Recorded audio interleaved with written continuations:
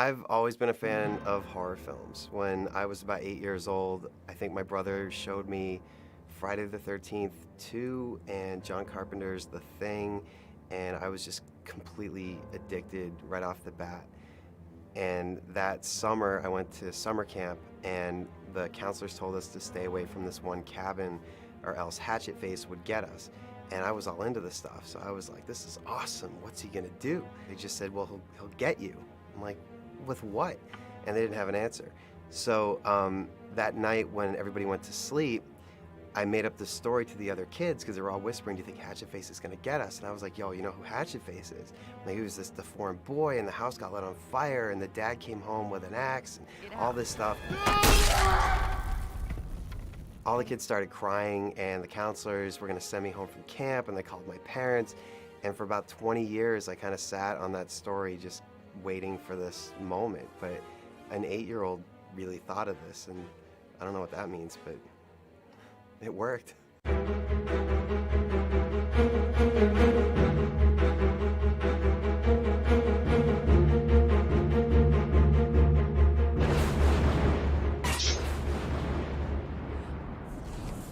The hardest part wasn't actually making the film. The hardest part was proving to other people that you could make the film. Sarah Albert, one of the producers on the show, was just so convinced that we could get this thing made that she convinced Adam and I to go to New Orleans with just a palm quarter and a brilliant idea to shoot a teaser trailer to create a whole package for this movie that we wanted to get financed and get shot. We were getting a lot of, oh, you can't do this. You've never done it before. Well, then why do you think you can do it? And so we said, well, let's buy plane tickets and let's all meet in New Orleans and let's go on a swamp tour and we'll get the footage and we'll do this. And it's funny because now I'm laughing because what's so great about that? But when you're that poor, like, it was an investment. It was like, all right, we paid for this. Like, we have to make this movie now because we had spent a few $100s. And that was really when it became real. It was only intended to just prove to a couple of people that we do have the skills to be able to put something together that looks good. It was just like a regular alligator tour. And the whole time, Will is leaning over the side with his camera. And the tour guide's like, what are you guys doing? We're like, nothing, we're fine. We're just trying to get these shots that we wanted. And then we came home and we started putting everything together. But we needed to tell the story of Victor Crowley, and we needed a voiceover for that. He wanted a little child's voice. Once upon a time, there was a boy named Victor Crowley. A friend of mine had a son and a daughter, and I had asked him, you know, do you think that we would be able to come over to your house and record Eleanor? She was probably like 3 or 4 at the time. And she couldn't read, but her voice was just so amazing. And we sat in her room with like princess fairies, like painted all over the walls. Folks weren't too kind to Victor. Folks weren't too kind to Victor. And I'm just listening in the headphones thinking, like, this is frightening, like this little girl's voice. And that was what we used. And even now in the theatrical trailer, like, it's Eleanor's voice that we recorded off of a DV camera, I think, in a little kid's bedroom 3 years ago now. We sent the teaser trailer all over the place and everybody loved it. Actually, when we were finished, there was crazy rumors all over the internet that the movie had already been shot, and that's when we knew that we had done a good job. Somebody sent me a link and they're like, there's a horror website talking about Hatchet. And this guy, Ryan Rotten, just for whatever reason had blind faith and went out on a limb and just said, you know, I'm gonna get behind this one and call it real. And then all the other ones started calling it real. It was kind of promoting itself as a return to the slasher genre, and I was really excited about that since I'm a big fan of Halloween and Friday the 13th, Nightmare on Elm Street above all. And me being me, I contacted the website and was like, hey, who are you and how do I know more? Being able to talk to Adam and Sarah and get updates on how things are going. It was a kind of a nifty way to bridge that gap between online journalist and filmmaker. Usually there's a big gap, and they embraced us. He's become a really great friend. We have a whole group of friends that just really enjoy making these movies and hanging out and support Adam and support Hatchet, and he's one of them. There's so many guys that came, like, I mean, Fangoria was great, Bloody Disgusting, Brad Miska over there, like, one of his quotes is on the actual trailer, and they just embraced it, and they got behind it, and they supported it, and they're really the ones that got the movie made, because even for the investors, I know it helped to say, here, just Google Hatchet and see what happens. It ended up selling the film and ended up helping us sell the film. The big thing that really made it real for me when we first got to, everything was in place, Hatchet was gonna happen, we were gonna shoot it, was we got our production office.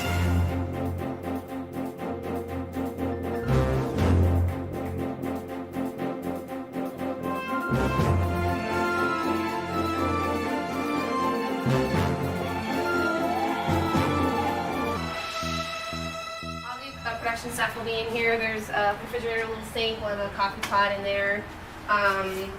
This is our coffee room, so all our copy and fax and printers and stuff will be in here. We have a copy room? We do. It's amazing. You know it's legit when you have a copy room. Now, Because once we got the money, it was kind of like, oh, now we got to make a movie. And it's got to be good. Someone give me $1 million, I could do it, I could blah, blah, blah. I was that guy until they handed me $1 million. And Then we realized it wasn't enough. Really scared, because it's not enough. I think the first day that everybody was like, oh, here we go, we're on a ride, was our location scout. So, the other thing that happens here is after the two of them move up to the barn. I didn't realize how he knew every scene of this movie. This is all done in a lockdown wide shot where the edge of the frame is right behind our cast, who's standing facing this way. Up and down, backwards, forwards, every single angle, he had it in his head. Gets up, turns to run, and then boom, into Crowley's chest. He looks up. Crowley takes his head like this, so now our camera will be here. And you can see he's in his head, and he goes, and then we'll have the camera here, we'll have the camera there, and we'll go down here. He's just a maniac. Back in 2004, Adam said, hey, we're going to go out and meet Kane Hodder. So we went out there, and Adam he was like a little kid in the car on the way over there, so excited he was going to meet Kane Hodder. And I was asking Sarah and Corey, is it cool if I bring all my Jason shit and have them sign it? And they're like, no, don't do that. You got to be cool. Don't be a fanboy. We talked about everything. I mean, I guess, he had, been, I don't know, I'm not really a fan, for lack of a better term, of the stuff I had done before. And we just talked about the movie, talked about the character itself, and the fact that Buechler was doing the makeup. It was all a pretty obvious thing that I would have to do it. Plus, it's a character. Granted, it's in heavy makeup, but he also Adam offered the incentive of playing that character's father in a flashback as myself. So, I really liked that idea because I had been trying to do more characters outside the makeup as well. Even though I'll always like wearing the makeup, I just wanted to do, something with my regular scary face. Yes. Oh, thank you. Thank you so much for everything. This is wonderful. I'll see you next week. Bye. I don't know who I am right now, but oh my God.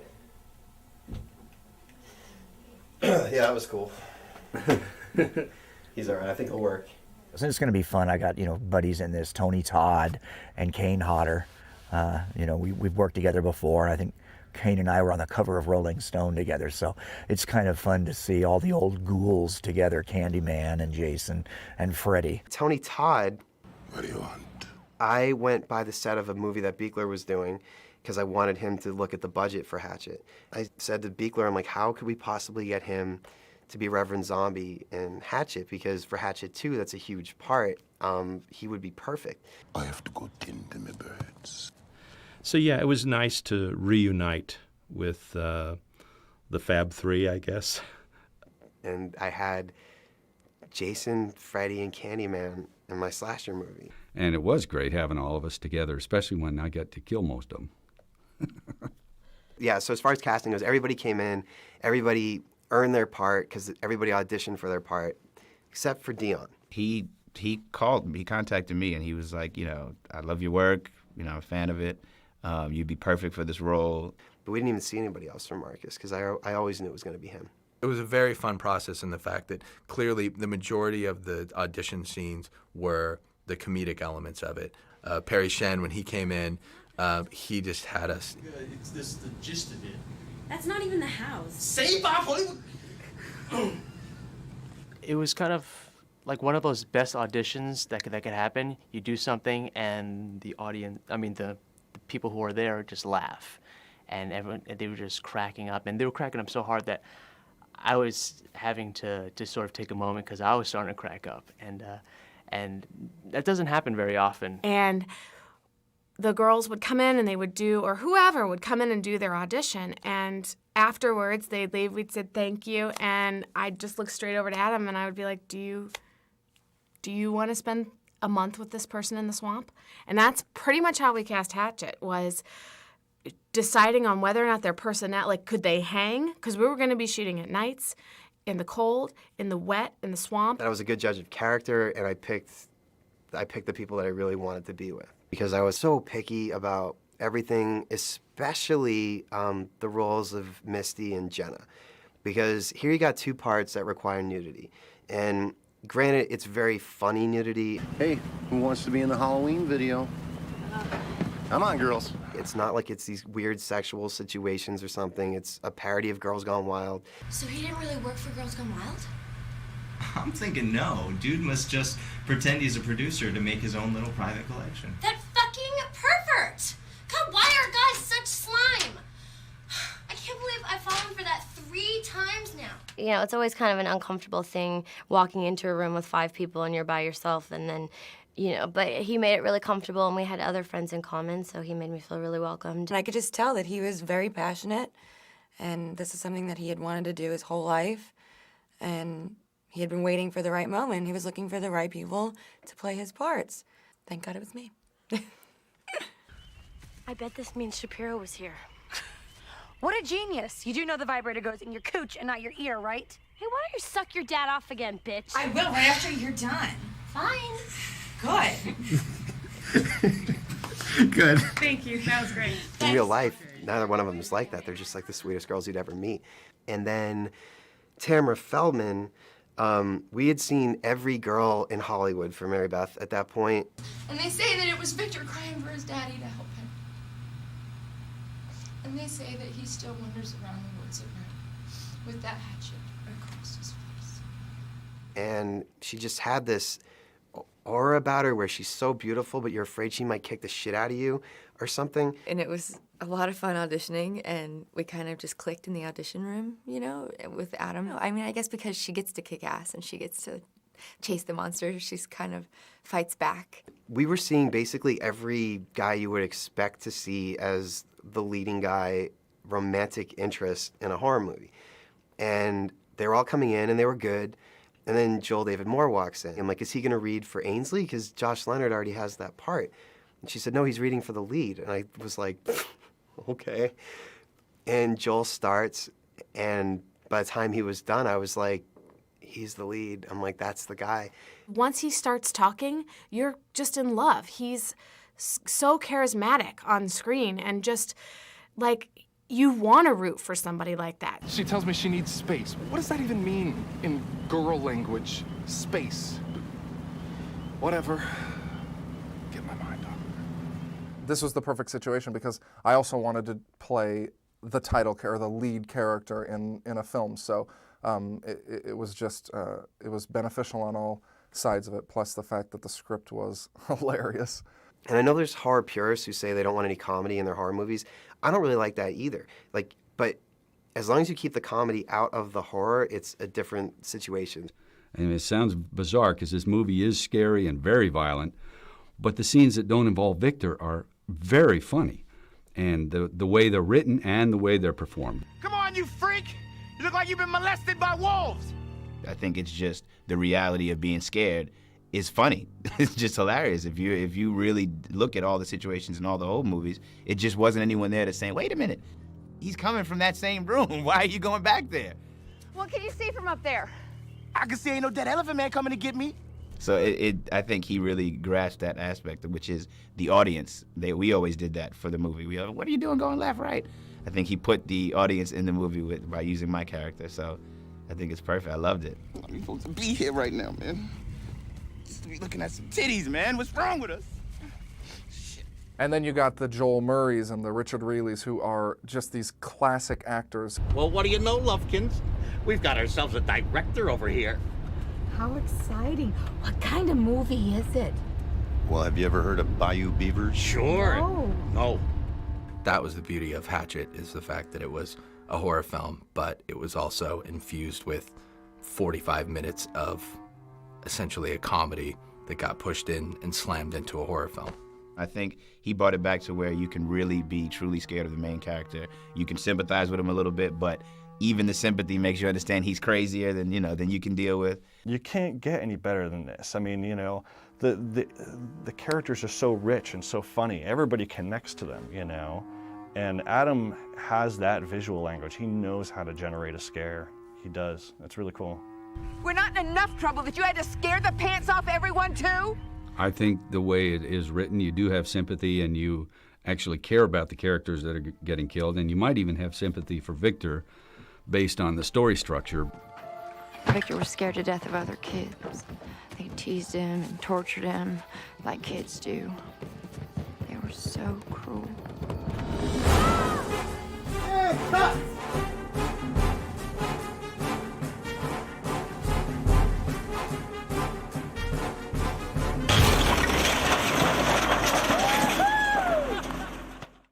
I was, honestly, the first day of production was the first time I'd ever been on a film set.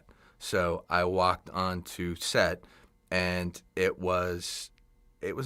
felt like a big movie.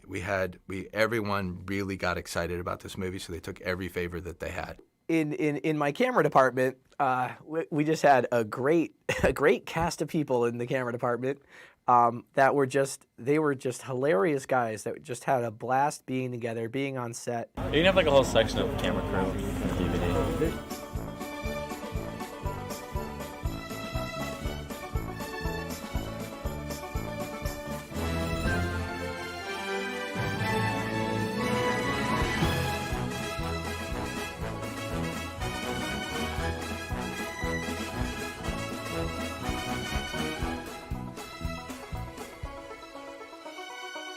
We were bullshitting, we just blew a takedown on the second unit. But see, we're against second unit, so what we did was just we're fighting them, see? Yeah, we're not playing. We're not real good team players, dog. First unit right here. Hey, second unit has the nicest ass here, all right? You know what I'm saying? So I chose to do the entire movie on Steadicam, and it challenged my operator, BJ, immensely. And Adam came up with one shot he wanted to get in one take. BJ has to be holding this Steadicam on some people, walking backwards to get the next one, forwards again. And I think we shot that almost 12 times before we got it right. And if you knew what it was like to hold one of those Steadicams and walk backwards up a hill that many times, I mean, all night long he did it. And everyone felt bad for him to the point where I was like, why don't we just change this? Let's do it again. Let's go. Okay. We going again, guys? Okay, we're gonna go again. And he's like, no, this is what you want, right? This is what, yo, dog, we'll get a dog. I'll drop kick that shit if you say you're not gonna do this. And he got it, and it's one of the cooler shots in the movie. Cut! Yeah! That was awesome! I'd take people aside and tell them what a great job they're doing, because it wasn't like a big budget movie, so it was very critical that the lights went in the place that they would do the most work, because we didn't have very many of them.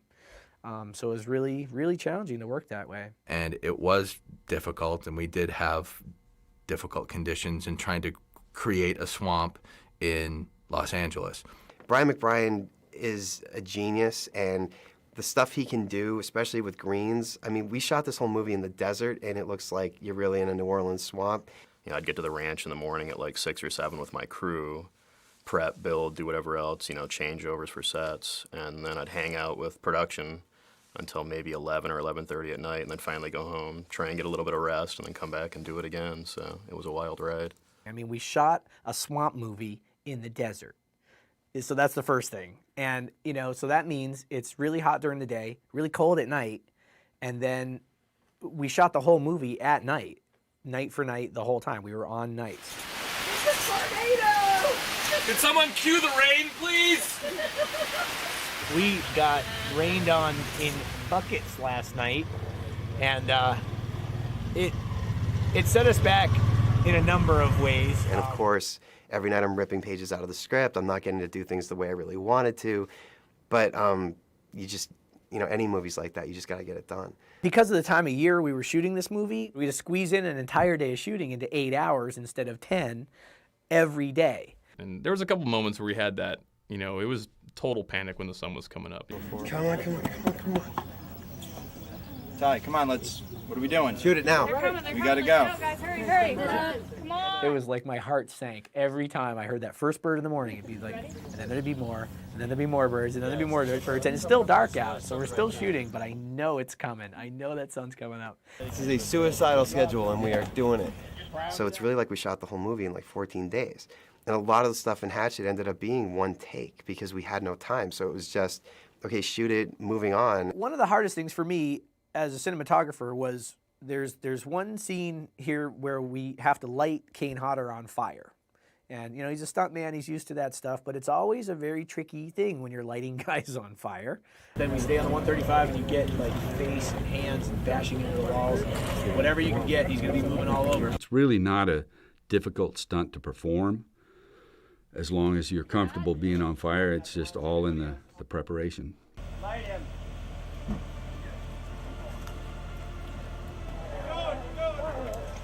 It looks good. Nice. Show us your face. Wait. Go.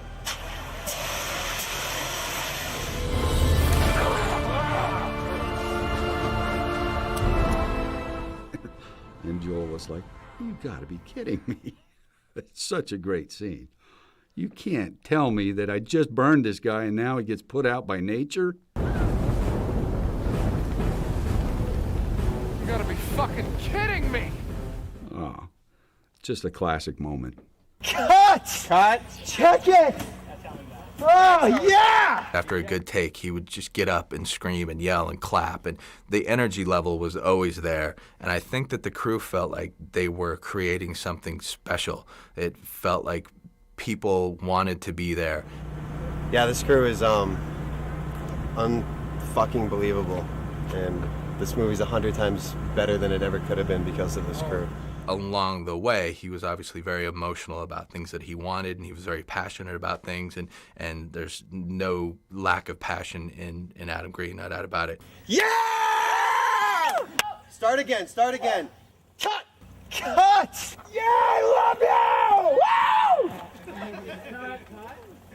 It's very draining on to shoot long hours and to shoot all night is very draining on a cast, especially having to herd a big cast of people to go through a bunch of shit together is very hard. So we had just a great atmosphere the whole time, and a lot of that was our anchor. There's a scene where Tamara Feldman needs to find Robert Englund and Josh Leonard dead in the shed. And I brought her up to where the shed was. And all I had was this little tiny flashlight, and he's like, everything in here is real. Stay in here. Do not come out until I come and get you. I don't care how scared you get. I don't care what happens. Do not come out. Like, he would bring pictures of my brother and sit there and have me stare at them and look at them and tell me stories of, like, a vacation that me and my brother went on or how he used to pick on me and just, like, do this whole kind of backstory thing that was usually you do for yourself, you know, but for him to do that was really special. The only thing I can see is what my flashlight is lighting up. So there's shit around me touching me and I don't know what it is, and I just started bawling. We run up and we had the camera ready and the lights came on and she saw them dead, all splayed out there, and there's this carnage everywhere. And I'm like, all right, action, roll, and she just lost her shit.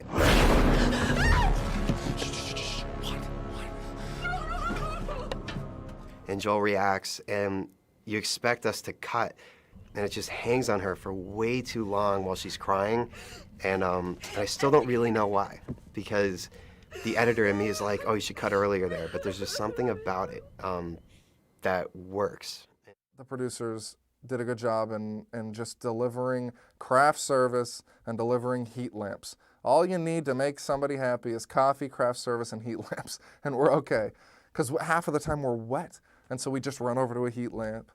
Not all of us. I was a man, and I stuck through it.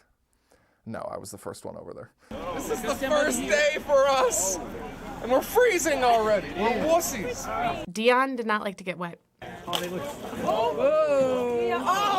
people, Dion! And he would make everybody stand in front of him. He would make everybody go first before he would get wet. I love that. I broke my rule today. I got wet first. Shouldn't have done that. Dion wore a wetsuit, in which I didn't. I've never worn a wetsuit, so I'm like, what does that do for you? They're like, it keeps you warm, And I'm like, I'll wear it. And everyone's like, no, I don't want to look fat. Fuck fat. Fuck fat. I don't want to look cold. I'm calling him out right now. He wore a wetsuit, and I didn't. I'm not going to say any names, but you had men say, I don't want to look fat. And I got a cold, because he's smarter than I am. If I look fat in the movies, because I'm warm. Yeah, joke's on me. Oh. Double team. That was a double team. I didn't see that coming. Adam, I've been with him now the first 2 nights of shooting, and he gets it. And I think the crew likes that, and they feel like they can contribute a little bit of humor here and then when we're wading around in the muck and the mud and, putting, bloody, dismembered organs and dead alligators and things around on the set. You have to be a little loosey-goosey and have a sense of humor about that. And Adam certainly is running the ship that way. And I think he's got a long shoot ahead of him because we're all knights, but I think he's steering correctly. Scare bus, no boobs in here yet. Scare bus. Come on, guys, sing along. Rolling. Oh, it's good. It was a twig.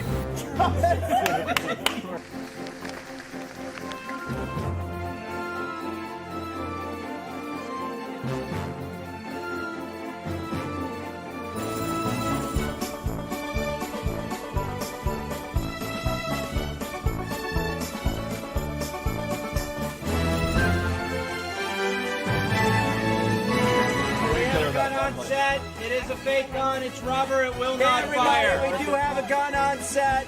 It is a rubber gun. It's not real. Okay, it's a rubber gun. Just rubber bullets. Rubber. Worst AD I've ever seen in my life, man. Worst director I've ever seen in my life. Okay, I only got about 2 of those. Now is the winter of our discontent. Fists will be thrown before this is over. Could very well happen. It made it kind of hard to be serious some of the times because we would start joking so much. So I'm going to give this this show a little bit of quality, a little bit of intelligence here. So come on board with me. Everybody yell poop and pee! Poop and pee! Yeah! That was some real civil rights shit. I'm in a tree and you hit me with a hose. We had Patrika cracking up and telling nasty jokes, and when you can get a classy guy like that to be able to stoop down to our humor, something's wrong. So to keep things interesting on the set, we had all these little themes during the shoot, and one of them, Sarah Elbert came up with Mustache Day, which was, we were all pretty scruffy from a tough couple weeks of shooting. I'm digging all the mustaches, and I really enjoyed the camaraderie of the crew. It's been great. Because nobody was going out in the real world anyway while we were shooting this film. We were just we were secluded and in the middle of nowhere. The camera department had helmet day once, and it was just them. But they had helmet day one day. Where's fucking Lewis at with his badass helmet? UFC guys. Lewis. You gotta get Lewis's helmet. Shit. We kind of all did little jobs along the way. Once we got settled and we knew what we were doing, we could kind of play a little bit, which was really fun. Mark. Rubber gun does not work. Rubber gun on set. It is rubber, cannot fire, it will not fire. Wow. Beat you to it.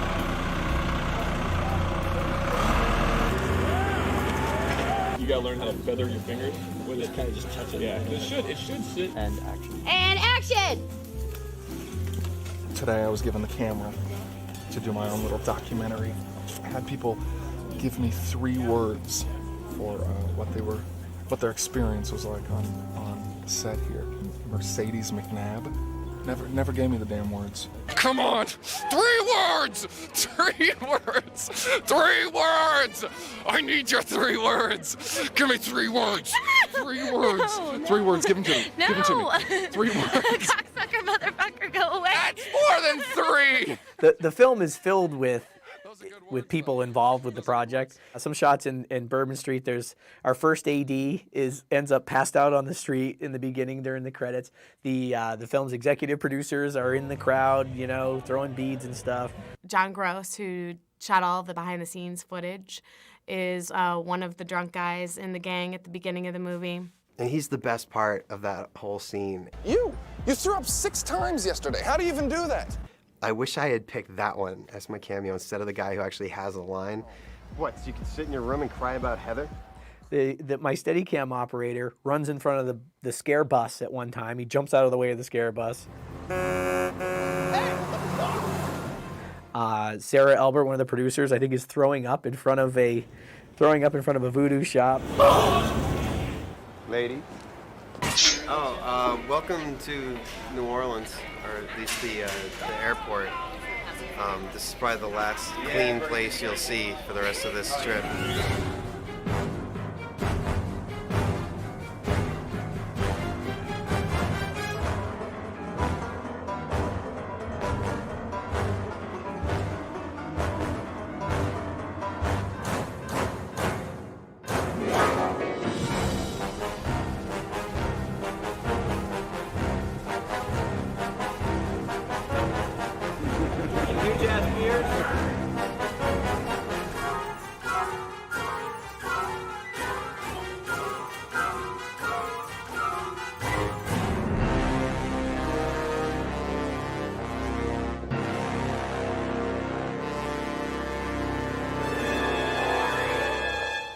So basically, what's happening right now is I'm wrapped for the day, but they need my professional bead throwing arm because I'm the only motherfucker that can reach up there.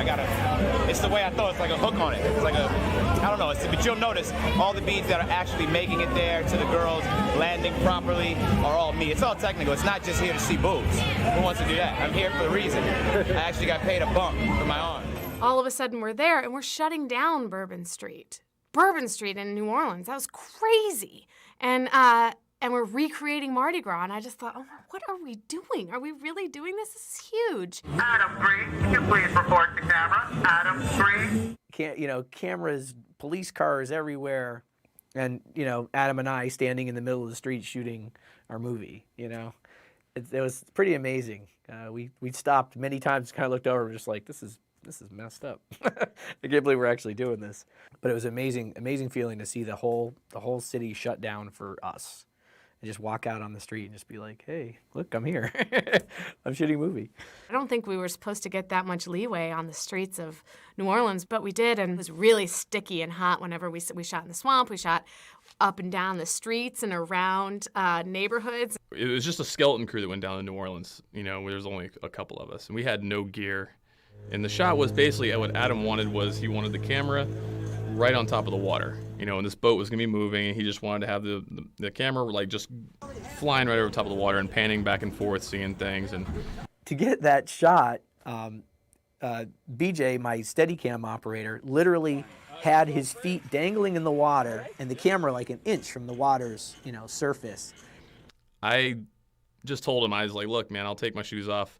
I'll sit on this little pontoon and I'll put the camera as close to the water as I possibly can and just have one of the grips hold me, right off the side of the boat.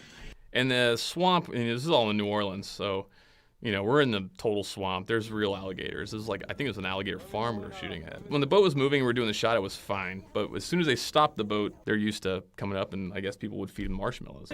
Okay, throw a marshmallow down right in front of it. No, wrong way.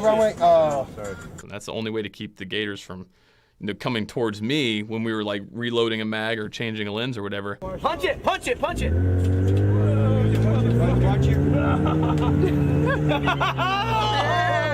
Now he was like this far, man. He's looking at your toes, dude. This was kind of freaky. I was waiting for that Jaws moment of the one gator underneath me just coming up and grabbing me and pulling me down. Jesus Christ! So it was pretty wild. But we got the shot and it was cool. Okay, everybody, I have an announcement to make. That is a picture wrap on Hatchet! I feel good. I'm going through the bayou in New Orleans or in Louisiana. We had a great crew. We had a great time. But we got it all done and we got the movie made. And We made a good movie. Until that shitty director screws it all up in editing.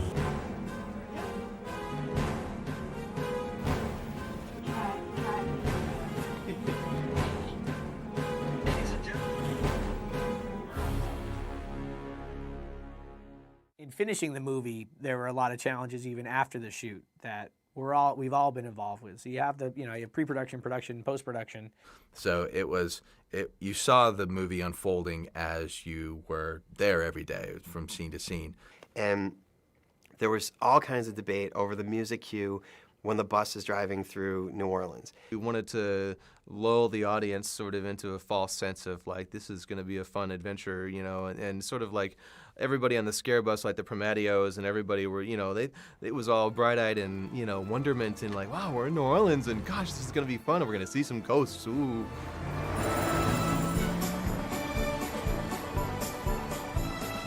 And it's my favorite music cue in the movie. I would never take it out in a million years.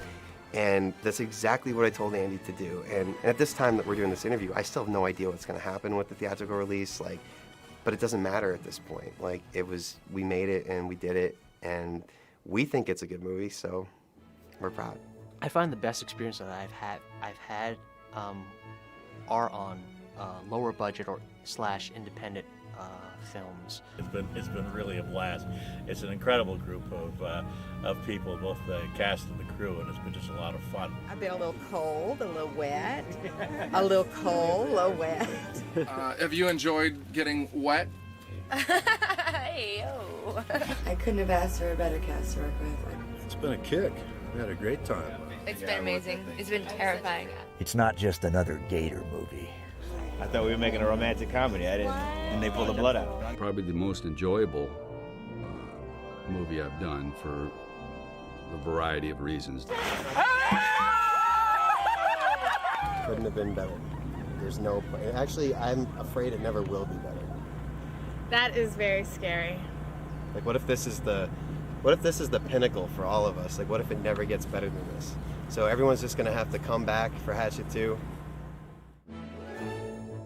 People really weren't getting paid all that much. It was a low-budget movie, and people didn't want to leave. We would wrap production, and they would want to all go hang out together, and they wouldn't want to go home. It really felt like people felt like they were creating something special, and they were happy to be there. As hard as it was such a blast. I mean, it was the most incredibly grueling 28 days that I've ever had to endure. but I'm also so happy that I did it. Because it's just such a wonderful experience. The people that I met, I still am really close to. And every day that I pulled up and I saw all those trailers lined up, and these huge cameras and cranes and sets being built, and just was like, this is our movie, this is for us. I'm not an extra here. I'm not an assistant on set. This was our movie, and it was incredible. If you have the right people, you can do anything with your friends, and you can do anything if you really believe in it.